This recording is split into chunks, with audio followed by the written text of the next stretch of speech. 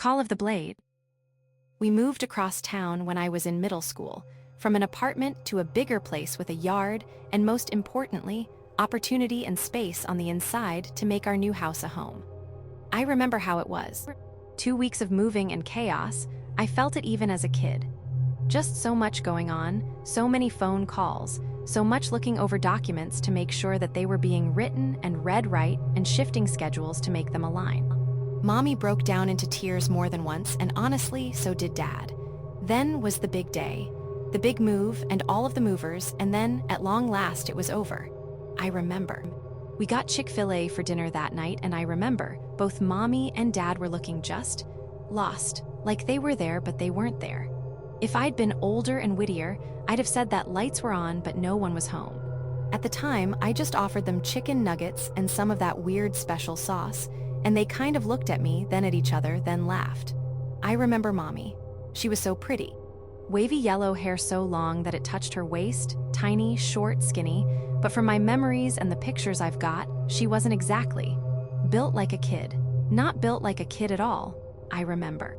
Half the time, people thought she was my sister, not my mommy, and she ate up every bit of it. She'd lean in, kind of straightening her back, pushing herself out for all the world to see, flash them a big smile and a grin and wink, and tell them. She was my mommy. She was such a good mommy, so pretty, I remember.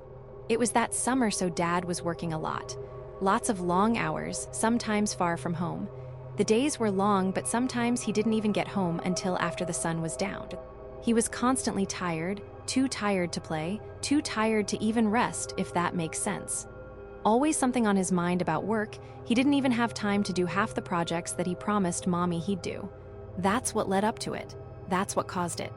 Dad was going to be away for work for a long day, up at 5, and back whenever he got back. I remember. I heard him and Mommy kiss, and then Mommy was up at him. She got me up bright and early, then we went out to the home improvement store to get the saw. I remember. It looked intimidating in a picture along, like a weapon more than a tool, and the box was huge. I couldn't budget, and Mommy couldn't either. It took a nice man who worked at the store to get it into the cart, and then into the van. How we got it out to set it up, I don't even remember. But what I do remember is, if it looked intimidating on the box, when it got set up, it looked deadly. The blade was so sharp, like 100 tiny kitchen knives.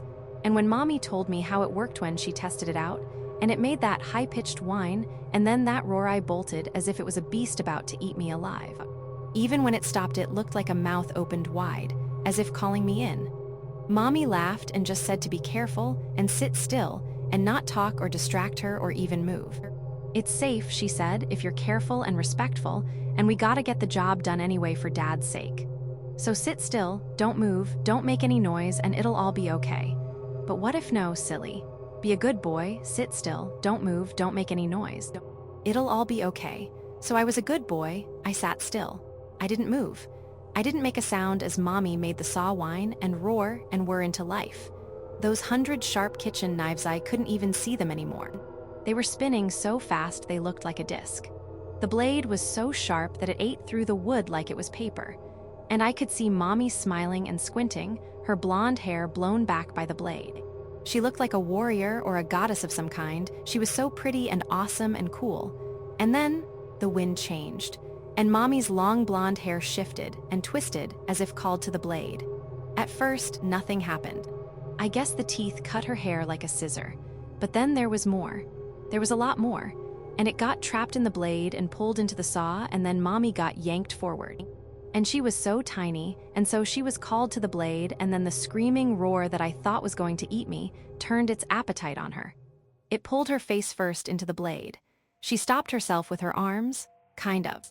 But her face got cut from her forehead to her nose to her mouth, making her mouth open vertically, bright red and wet with blood. And then she got pulled farther, cutting into her jaw and her skull and her brain, almost bisecting it between the hemispheres, almost giving her a split personality. But some part of Mommy was still alive. Some part of her made her grab at the blade until it ate her fingers too. And then it gripped and it pulled, and then it just kept going. It cut Mommy apart from her head to her toes, and like a good little boy, I sat still. I didn't move. I didn't make so much as a peep as the saw ate my own Mommy alive right in front of my eyes. I don't really remember what happened next. The days and the months after that, the best I can piece together is they said I was still in shock when Dad found me. Still terrified and motionless, dumbstruck by what I'd seen. They must have asked me what had happened, and I must have told the truth, most of it anyway, except Dad never believed me. Not really, I think. I think he knew even then that I was a little different, a little off, that when Mommy told me to sit and be quiet and to not move a muscle, I took it a little, too recklessly. And besides, what I told them made sense, mostly. It was kind of weird, kind of a gross coincidence on top of everything, but it could have happened like that. The blade caught Mommy's hair and chopped it up. Why would it stop there and not pull off her clothes too?